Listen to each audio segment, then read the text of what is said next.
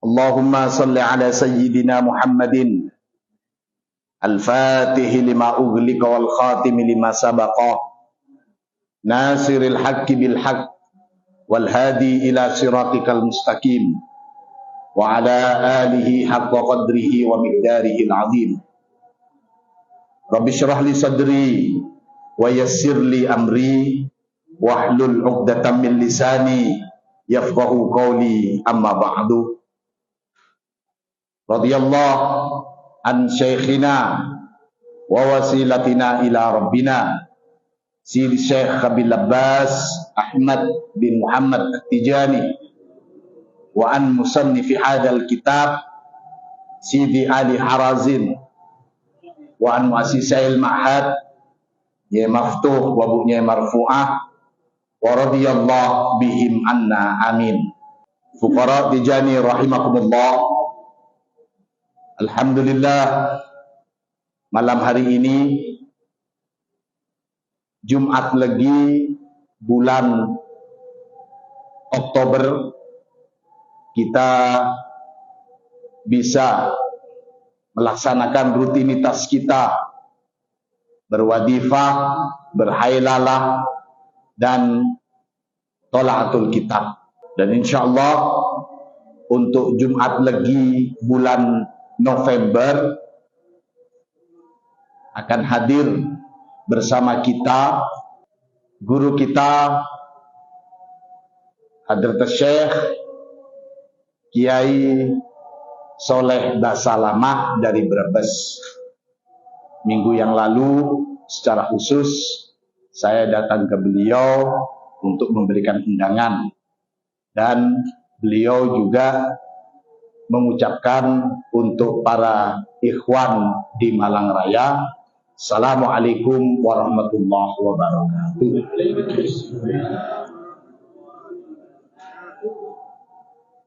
Para hadirin wal hadirat sekalian rahimakumullah. Pada malam hari ini saya ingin mencoba membahas bersama-sama tentang hakikat hati dalam penjelasan guru kita Syekh Ahmad At-Tijani.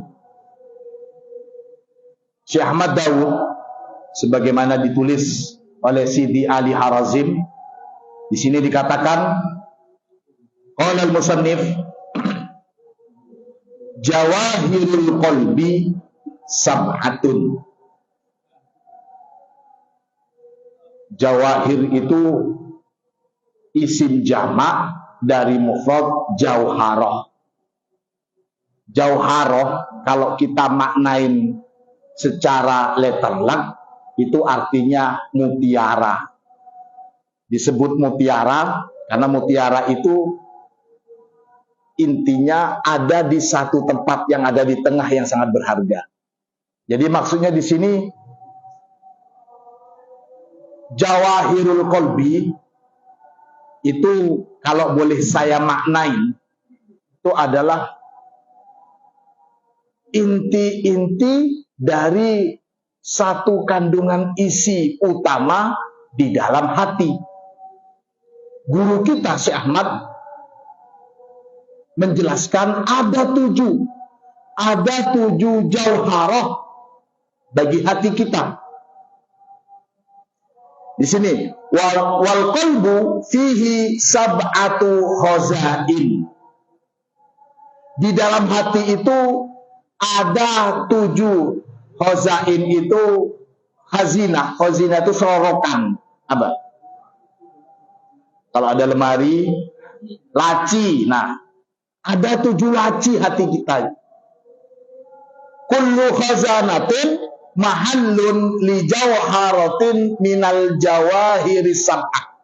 Masing-masing laci di hati kita ini, penjelasan dari Syekh Ahmad, masing-masing laci di dalam hati kita ini terdapat satu mutiara. Jadi ada 7 laci di hati kita, dan masing-masing laci itu ada mutiaranya. Kemudian diteruskan, Fal jauharatul ula, adapun mutiara pertama di dalam laci pertama itu jauharatul dzikri. Ada mutiara zikir, jauharahnya zikir. Jadi di sini guru kita meletakkan posisi zikir dalam jauharah yang pertama. Wal jauharatus tsaniyah jauharatus syauq. Setelah itu ada laci yang isinya itu mutiara kerinduan. Wal jauharatus tsalitsah jauharatul mahabbah lillahi wal ishq. Laci yang ketiga terdapat jauharatul mahabbah lillah.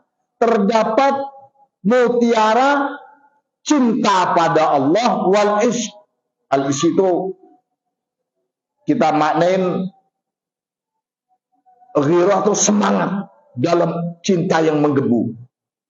Wal jauharatul rabi'ah jauharatus sirri. Pada laci yang keempat terdapat mutiara sir. Wahwa ghaibun min ghuyubillahi ta'ala. Ini bermaknanya. La tudraku mahiyatuhu wa la tu'raf. Jadi Syekh Ahmad dawuh la tudraku mahiyatuhu wa la tu'raf. Bagaimana itu jauharah ghaibun fillah? Itu tidak bisa didefinisikan dan tidak bisa terjangkau oleh akal. Nah, di sini sudah masuk dalam tataran para ahlullah, para ahlul ma'rifat. Di sini disebut la ya'riful wali illal wali. Di sini pada jauhar yang keempat ini akan tahu oh ini wali oh tidak. Sesama wali mereka tahu. Sesama wali mereka tahu oh ini wali Allah. Wal jauharatul khamisah, adapun mutiara yang kelima itu adalah jauharatul ruh. Sudah bisa. Mutiaranya ruh. Wal jauharatul sadisah, yang keenam jauharatul ma'rifah. Ini tentu ma'rifatullah. Dan yang terakhir jauharatul fakri. Nah, untuk bisa memaknai 7 jauharah ini, saya di sini hanya ingin mengambil 1 poin saja dulu. Karena kalau semuanya ini nggak cukup sampai jam 12 malam. 1 saja dulu di sini. Apa sebenarnya jauharatul dzikr? Dan memang menjadi satu amalan wajib bagi thariqah Tijaniyah. Baik yang lazimah juga wadifah. Dan bagaimana guru kita Syekh Ahmad itu memberikan pengertian dan penjelasan hakikat zikir itu. Benarkah kita sudah menjalankan sebagaimana yang digambarkan oleh Syekh Ahmad? Di sini dikatakan, jadi musannif Sidi Ali Harazim bertanya langsung kepada Syekh Ahmad. Wa sa'altuhu radhiyallahu anhu wa ardahu an nabihi an haqiqatiz dzikr. Saya bertanya kepada Syekh Ahmad tentang hakikat zikir itu bagaimana? Ini sudah makanan pokok kita. Makanan pokok para murid Tijani tentang zikir. Jangan-jangan kita nggak memahami yang dimaksud dengan zikir oleh guru kita. Jangan-jangan kita hanya fokus, bukan begitu caranya, harus begini. Jangan-jangan kita hanya fokus dengan masalah fikihnya saja, fikih thariqah saja, tapi tidak mencoba menyelami tentang hakikatnya. Sini dikatakan fa'ajaba radhiyallahu anhu biqauli. Syekh Ahmad menjawab pertanyaan ini dengan dawuh beliau, hakikatul dzikri, hakikatnya zikir itu adna maratibihi. Jadi langsung Syekh Ahmad untuk menjelaskan zikir itu langsung dijelaskan tentang bukan bagaimana zikirnya, tapi lihat tingkatannya. Tingkatan 1, 2, 3, 4. Di sini dijelaskan tingkatan zikir yang paling rendah. Nah, ini yang paling rendah menurut guru kita Syekh Ahmad. Ini yang paling rendah. Jadi kalau bisa paling tidak kita sudah bisa masuk ke tingkatan zikir yang dimaksud oleh Syekh Ahmad yang paling rendah saja, insya Allah wusulnya makin cepat. Itu yang paling rendah, apalagi yang paling tinggi. Bagaimana yang paling rendah itu? Hakikatu zikri adna marotibihi ayyan sama dunahu. Ini yang pertama. Hakikat zikir itu melupakan selain zikir. Melupakan selain zikir. Jadi enggak terbayang apa-apa kecuali sekarang ini sedang berzikir. Jadi berusaha untuk menghilangkan segalanya. Kalau Satariyah, ini contohnya. Kita pakai afdhalul dzikri fa'lam annahu la ilaha illallah. Kalau Satariyah itu dicontohkan. Jadi pertama dalam pikir la ilaha illallah, la ilaha illallah, la ilaha illallah, illallah, illallah, illallah, illallah, Allah, Allah, Allah, Allah, Allah, hu. Jadi betul-betul ini sudah nggak bisa difikirkan. Orang sudah hilang, sudah nggak mikir-fikir lagi sudah itu. Itu sudah. Kalau bahasa anak-anak ABG sekarang itu fly sudah mulai fly. Allah, Allah, Allah, Allah, Allah, Allah, Allah, Allah, Allah, Allah. Jadi kita jangan menyalahkan orang-orang pikir seperti itu. Dan saya tidak pernah menemukan keterangan-keterangan langsung dari Syekh Ahmad yang menyalahkan Allah, Allah. Memang bisa disebut Allah, Allah, Allah. Tujuannya ingin menghilangkan selain apa-apa kecuali Allah, Allah, Allah. Yaitu berusaha. Ini kasabi. Allah, Allah, Allah. La ilaha illallah. Kita berusaha. Itu berusaha. Bagaimana caranya orang bisa fly dalam berzikir itu? Kita yang berusaha mula-mula. Berusaha untuk menghilangkan semuanya. La ilaha illallah. La ilaha illallah. Allah, Allah, Allah, Allah, Allah, Allah. Dan seterusnya. Maka saya tidak akan pernah menyalahkan pamannya ada yang zikir dan bilang Allah, Allah, Allah, Allah. Kalau bisa nikmat dengan itu, bisa fly, kenapa tidak?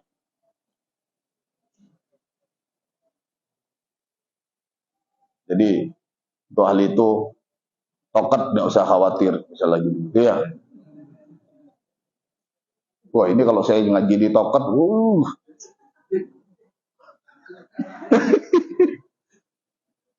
walaupun sebelah-sebelahnya bilang wa'dun dengan lamunyi.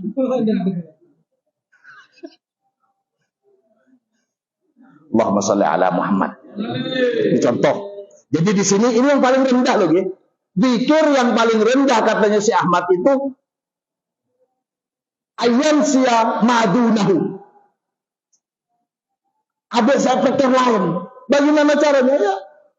Saya bahkan memaknai yang menggeleng-geleng kepala itu untuk apa yang ada di pikiran dihilangin. Sampai berusaha maksimal. Berzikirlah kamu hatta yadunnun annaka majnun. Tatkala yang kusangku orang gila tak apa. Lenggi. Tatkala orang gila tak apa. La ilallah. Saya itu yang gerak-gerak itu saya lebih khusyuk. Tapi yang saya nggak bisa berkomentar ketika sangat khusyuk.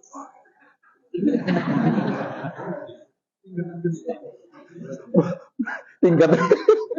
Loh, kalau sudah menghilangkan kalau sudah hilang, elang direng-oreng.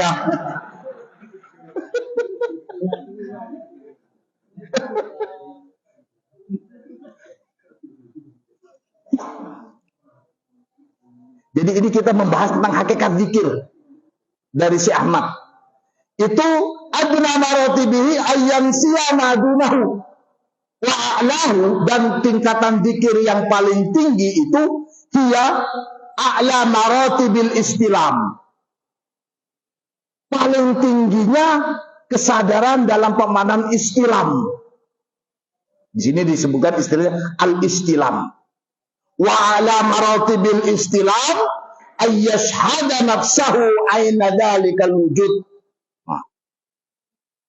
Jadi bahkan yang zikir ini pun Kalau bahasanya Syekh Siti Jenar, ya ana.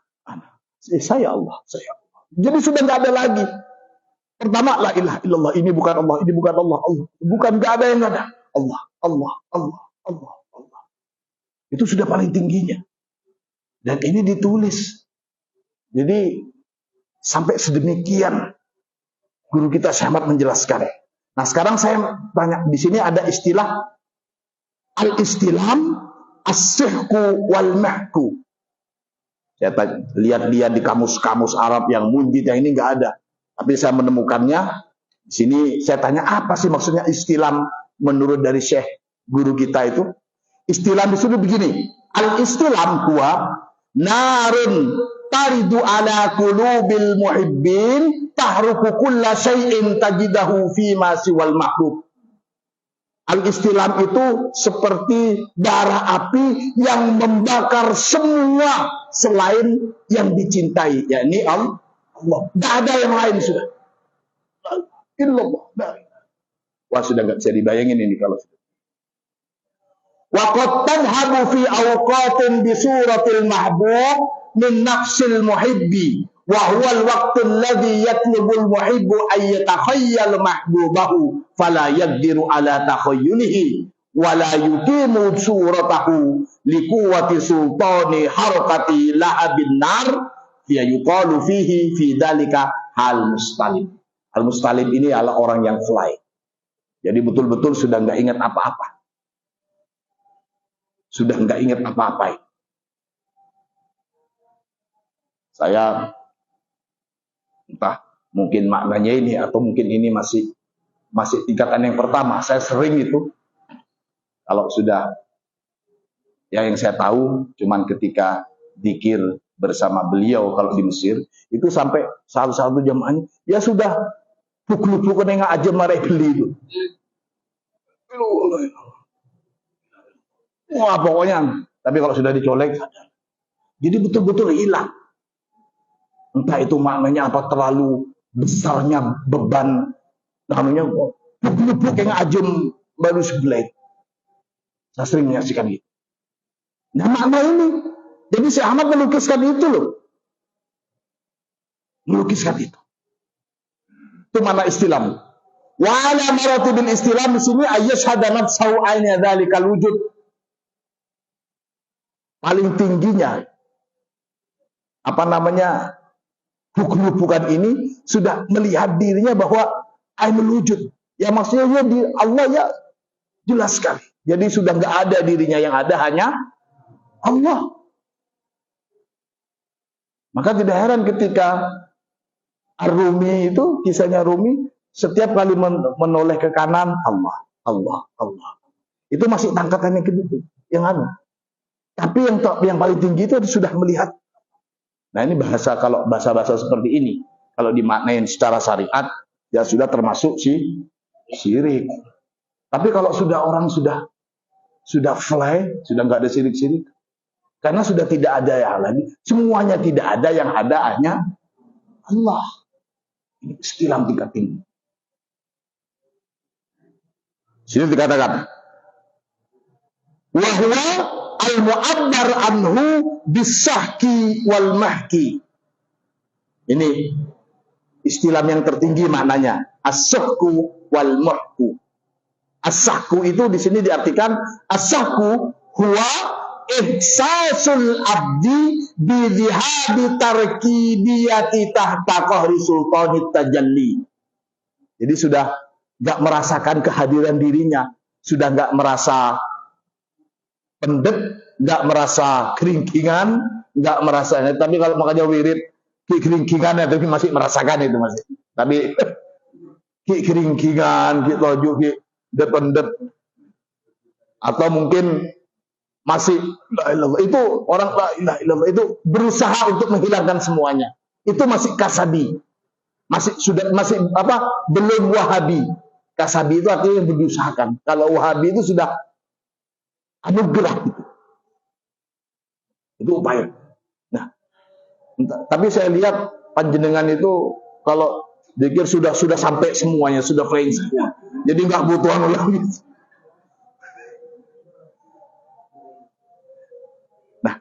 Ini coba panjenengan praktekkan, berusaha coba panjenengan praktekkan bagaimana bisa fly dalam zikir.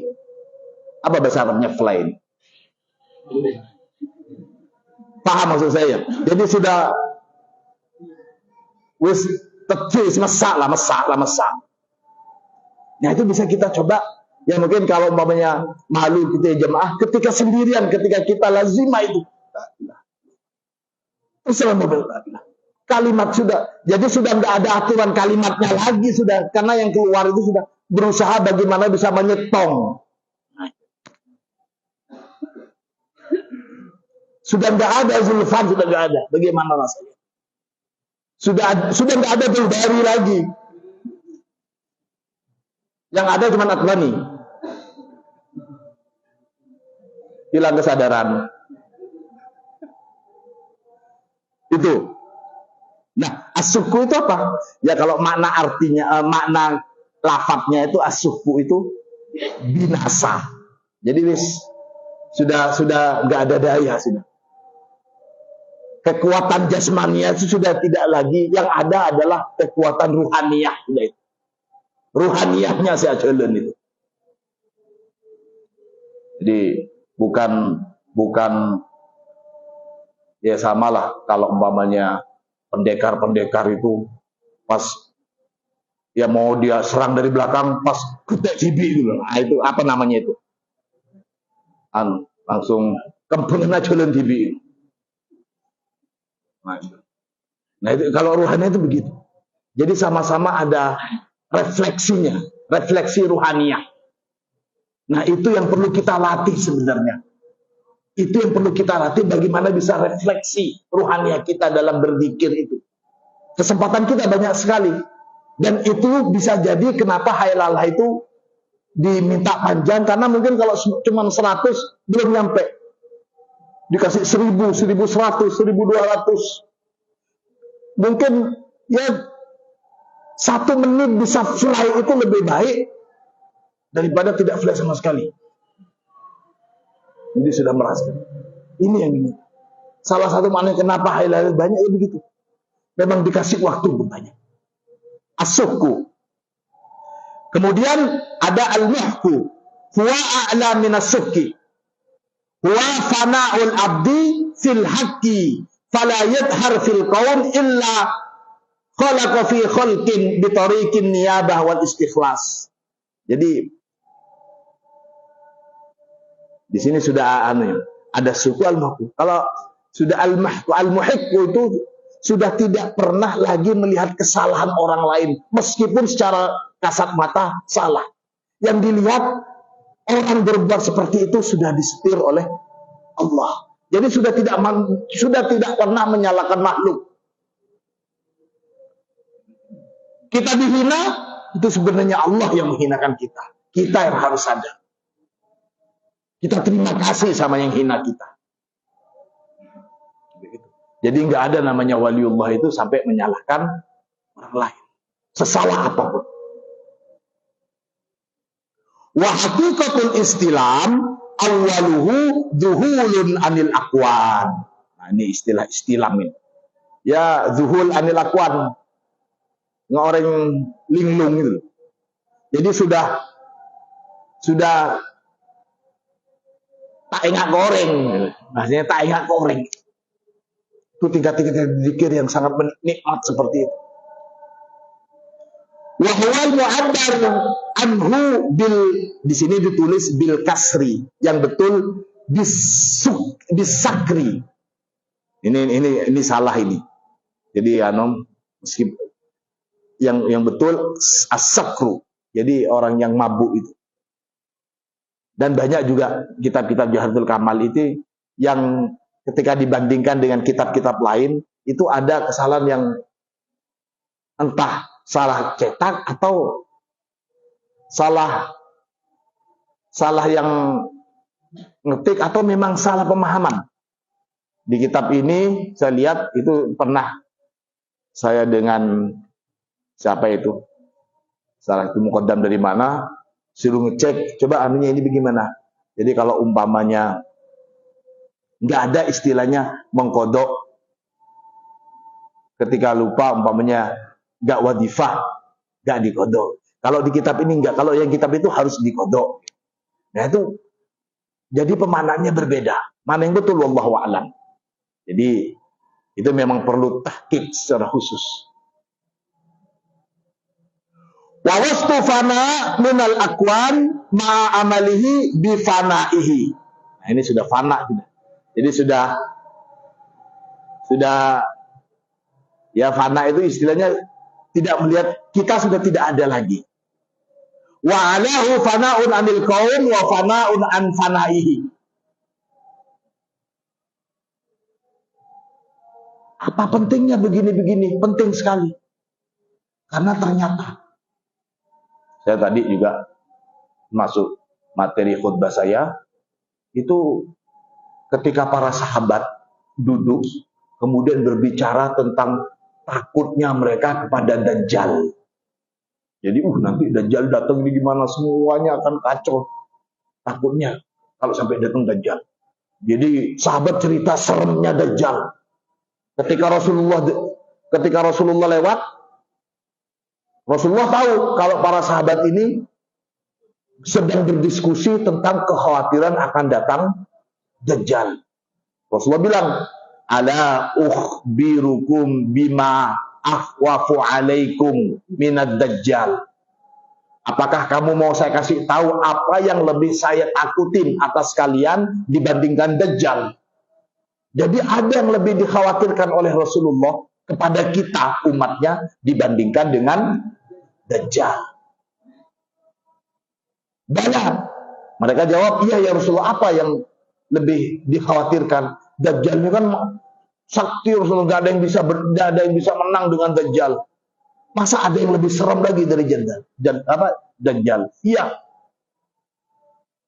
Rasulullah jawab, huwa asyirkul khafi. Itu adalah asyirkul khafi. Wa masyirkul khafi? Asyirkul khafi huwa ar-riya. Riya. Jadi untuk masalah riya ini tentu yang dikhawatirkan oleh Rasulullah bukan untuk kalangan orang awam saja. Bahkan kalangan kiai-kiai, ulama-ulama pun tidak akan terlepas dari masalah ini kalau masih menganggap dirinya ada. Maka salah satu kehebatan para waliullah yang sudah usul ini, mereka sudah tidak lagi membicarakan hati dan keriaan lagi. Karena mereka sudah menganggap diri mereka tidak ada. Mereka sudah bukan lagi golongan mukhlisin, tapi sudah mukhlasin.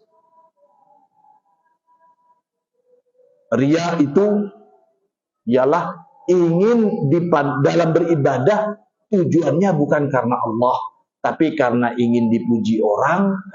Ini yang namanya riyaun sharih. Yang saya niat sholat karena ada ini. Itu. Ada juga yang riya sirrus syara'in. Niatnya dari rumah itu mau sholat. Niatnya dari rumah mau sholat. Betul-betul karena Allah Ta'ala. Kemudian kita sholat lalu ada orang tergesit lah. Kejeling. Fayuzayyinu ibadatahu. Kemudian jen itu genteng, jen pasok mahosok. Jen pasok mahosok. Nah itu yang khufi juga. Itu juga sulit. Sebagaimana panjenengan memikirkan seperti itu, saya pun begitu. Saya sekarang bicara seperti ini. Panjenengan lihat, kalau umpamanya saya ngaji asal-asalan, todus ke panjenengan. Tapi kalau saya ngaji dengan persiapan yang benar-benar, di hati saya, jeling, wah jelingannya. Nah ini yang dikhawatir. Jadi ini bahayanya. Dan Rasulullah menyatakan itu bahaya sekali, lebih bahaya dari kekhawatiran Dajjal, lebih bahaya lagi dari masalah itu, apalagi itu Dajjal, apalagi cuma serangan Israel dan Palestina. Panjenengan gimana lihat serangan Israel dan Palestina? Ketika melihat mereka yang mati, panjenengan bilang apa?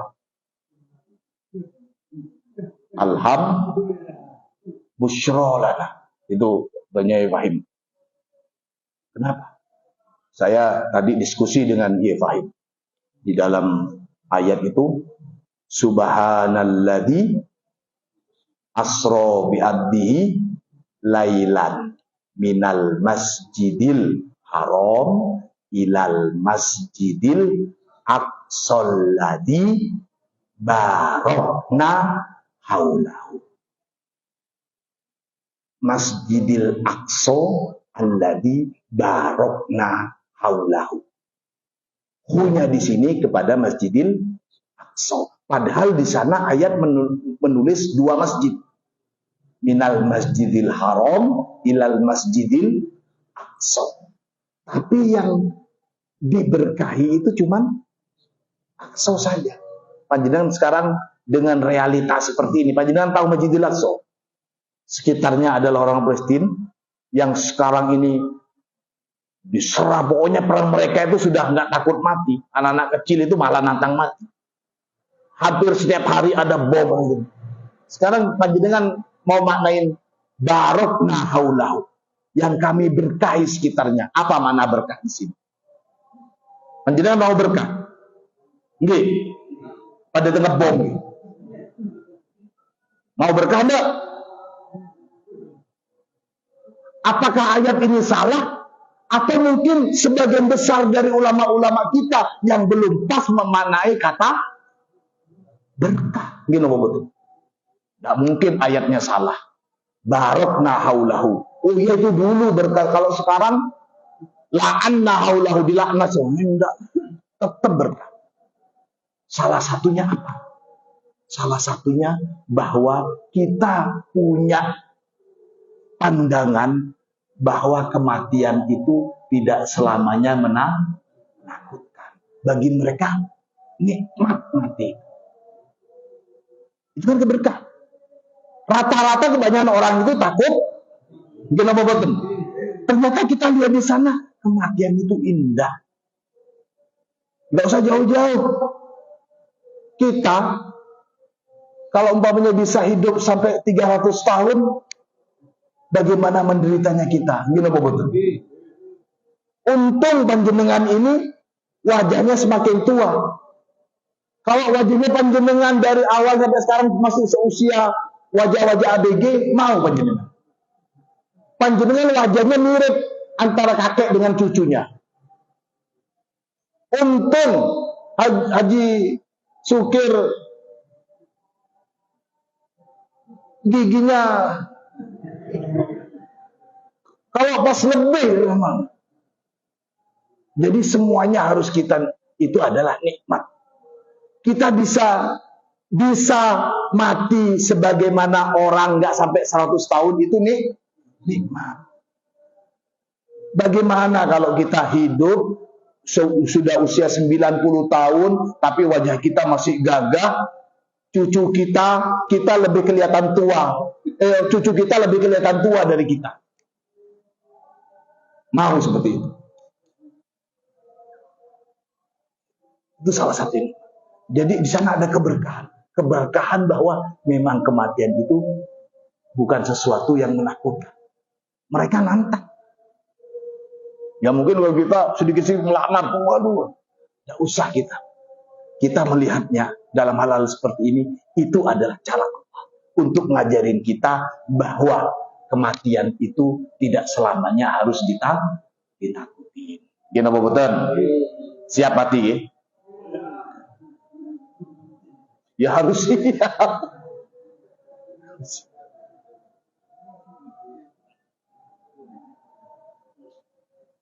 Ini para hadirin sekalian rahimakumullah. Jadi dengan pemanaan ini saya sendiri, saya tidak bicara panjenengan, saya sendiri untuk bisa sampai pada tingkatan zikir yang paling rendah itu, yang paling rendah menurut Syekh Ahmad itu masih jauh sekali. Masih jauh sekali. Nah, kalau sudah tingkatan yang paling rendah saja kita belum, terus kita pasli wawaliyala wusul kamma.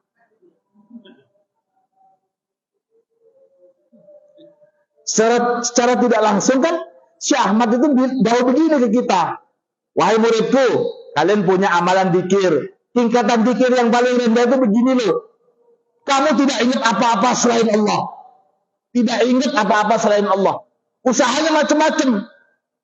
Dan dia cetak, Allah, itu la ilaha illallah. Tidak apa-apa dianggap orang gila. Itu karena usaha kita. Kecuali kalau memang kita tidak pernah ingin bisa merasakan nikmatnya berzikir. Segala kenikmatan itu harus diusahakan dengan capek. Ini salah satu maknanya di sana. Terus bagaimana selama ini kita zikir, tapi untuk bisa sampai pada derajat yang paling rendah saja nggak masuk itu bagaimana? Terus bagaimana kita ini? Maka di sini dikatakan, ad-dzikru babun adimun min abwabi istimdadit tokoh. Harus diingat, zikir itu merupakan salah satu pintu yang agung, yang mulia, yang utama untuk bisa sampai kepada istimdadut tokoh, ngecas tokoh ruhaniyah, kekuatan ruhaniyah kita, salah satunya. Wa ala qadri istighraqika fihi ala qadri istifadatika minhu. Semakin kita bisa tenggelam dalam zikir kita, semakin kita bisa merasakan nikmatnya zikir, akan semakin besar juga hasil yang bisa kita dapat dalam zikir ini. Maka kita tidak usah jauh-jauh memaknai firman Allah,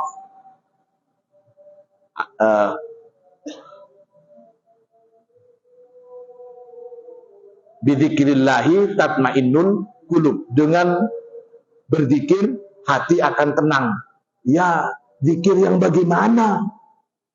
Kalau cuman zikirnya bahkan belum sampai kepada tahapan yang pertama saja, ya nggak mungkin, malah justru semakin sompet.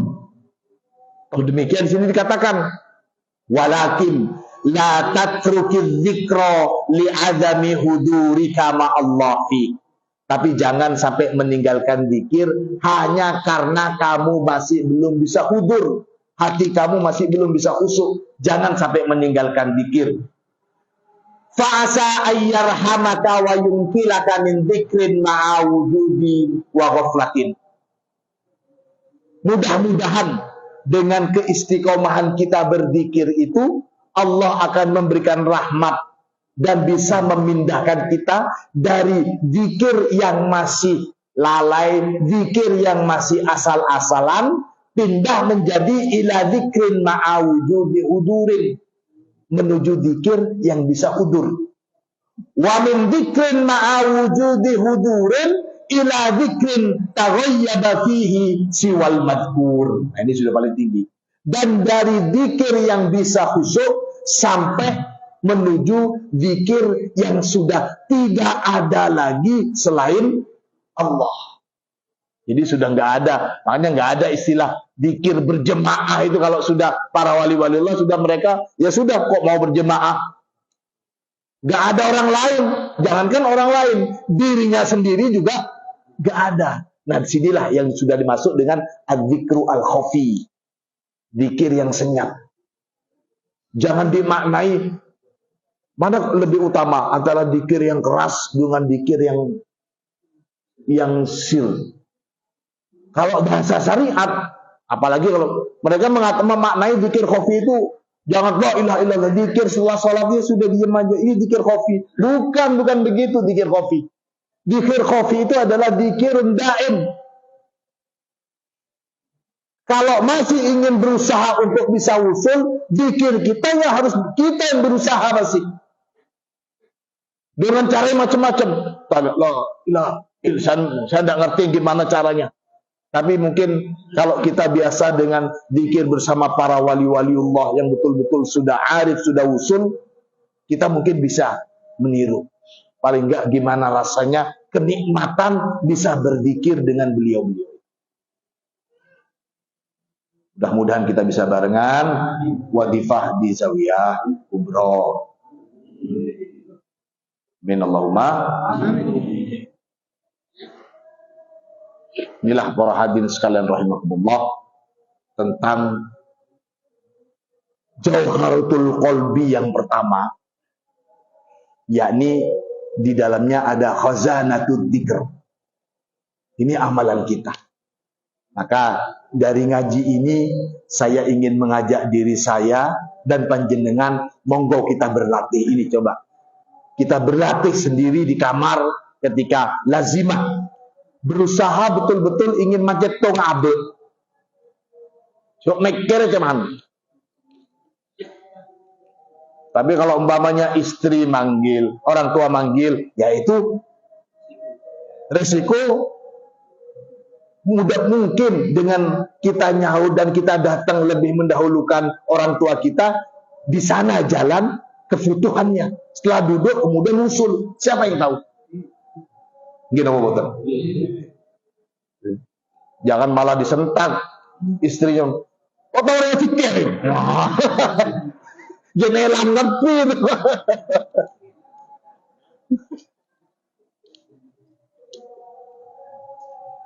Kita semuanya kan ingin wusul, kita semuanya ingin wusul. Sama dengan panjenengan, saya juga pengen sekali. Bisa jadi dengan kita duduk berjemaah, 1-2 orang di antara kita adalah waliullah. Kita nggak pernah tahu.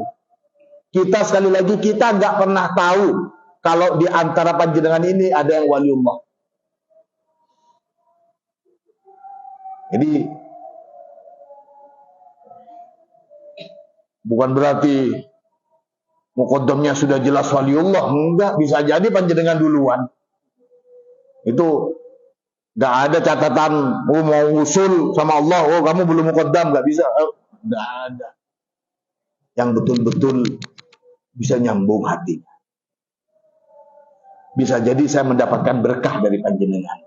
Kita bisa mendapatkan berkah dari semuanya. Inilah mudah-mudahan ilmu kita bermanfaat. Al-Fatihah. Ya.